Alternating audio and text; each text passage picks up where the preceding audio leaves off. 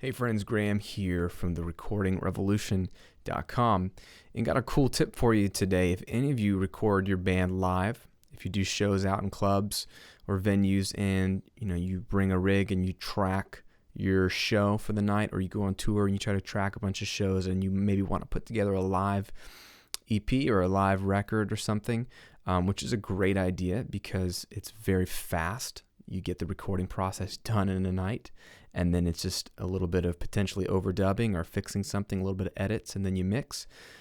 Or if you're a church band or a worship team and you're trying to record your Sunday morning services or do a live worship album or EP, if you consider that, then you might be getting to the mixing phase and you get stuck a little bit because you're trying to make that recording have the same impact that the live event did, the live concert did, where that sense of space, that sense of power, and that sense of excitement that you were there.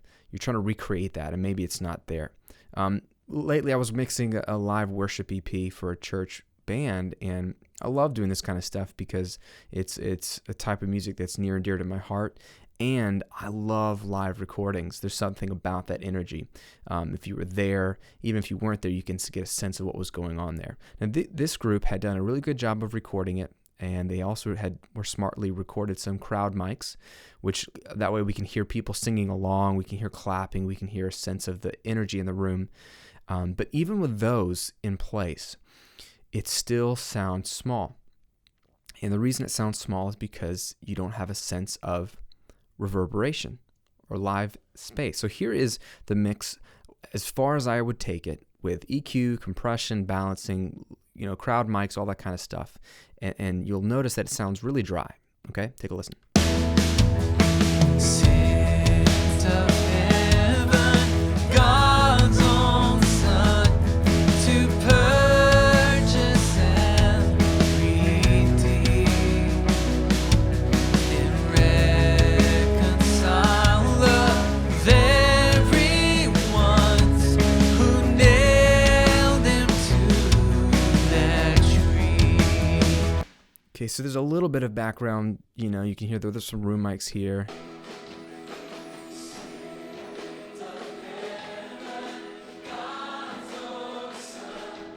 Right, and so there's people singing, you get a sense of that space, but everything sounds dry, right? Because it's all mic'd on stage, everything's close mic'd. So the vocals are right up on the microphone, the guitars, everything is going to be dry. And so to recreate that experience, that if you were in the audience and you're hearing the band play, you got to use some fake reverberation, aka a reverb plugin. And one of my favorite things to do, and I was doing that this last week, is to slap a reverb on the mix bus. Okay, so in this case, I like to use Ozone from Isotope. I use it for EQs, I use it for limiting, use it for all kinds of things, but it also has a great reverb on it, a fantastic reverb. And you get 3 choices in version 5. You get a room, a plate, and a hall. And what's cool about doing a reverb on the mix bus is that if you have a wet and dry knob or a mix, you can blend the dry mix that you've worked so hard to achieve, which you just heard, you can blend that with a wet signal and get your optimal experience, right? You're trying to fool the ear into thinking that you're there. So let me turn the reverb on and let me solo the reverb effect, solo the wet effect. Take a listen to what I'm doing. I'm running the mix now through a room reverb.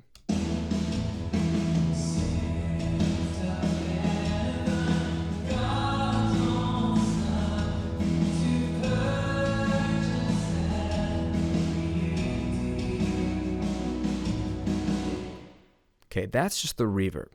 It's taking my mix, which I've already balanced, it's already clear, it's already working the way I want, and now we're putting it in this nice space. So we get a room, we get width, we get dimension. It sounds like the mix is far away. And what I've done is brought that up almost 40%, and I'm going to add that signal now to the dry signal, and you'll hear it in context now. Sent of heaven, God's own Son, to purchase and redeem. Now we have a band that is in a nice, massive room. This is representing probably the sanctuary of the church, and you want that big feel. and it sounds huge. And it's a noticeable difference when I take it away. I'm going to just bypass the reverb, which is going to keep the same dry mix, but I'm just taking away that 40% wetness. Take a listen. Sent of heaven, God's own Son, to purchase and redeem and reconcile of everyone's who nailed him to that tree.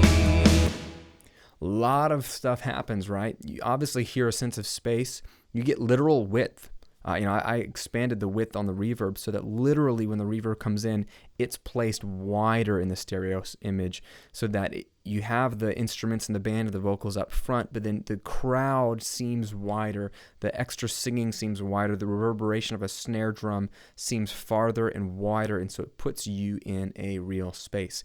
And all of this is blendable, and all of this is mix and matchable. You can EQ the reverb typically, take out some of the highs if it's too much, blend it so it's just the right amount with the dry signal. But that is what's missing from so many live recordings, because if you've got a live recording, it's going to sound small because you're close miking, right? To have minimal bleed, minimal feedback on stage, it's not set up for ambience or for live energy because it's not a studio. You have to just get it right for the day of the performance.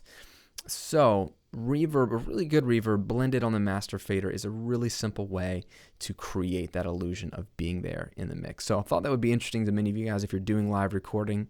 If you haven't thought about live recording, it is one of the best things a band can do if you're tight on money, tight on time, and you really want to get an EP out there or do something regular with your band or your as an artist or a church, is to get a simple mobile rig and bring it on tour with you, or bring it to church, or bring it when you go do a show, a one-off, and just get a split from the Snake or something and just run everything into your 8-channel interface, 16-channel interface, whatever, and just track all those tracks, and then you can recreate that live feel later.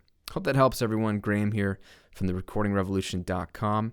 If you like the videos, hit the big old subscribe button, and if you want more bonus content sent right to your inbox that you're not going to find here on YouTube or on the site, then click the mailing list button right there. I'm going to send you a free ebook and some video tutorial stuff that I don't post anywhere else. And then I send a lot of cool updates and bonus stuff right to your inbox. You can check that out as well. Have a great week. Go make some great music. Have fun. We'll talk to you soon.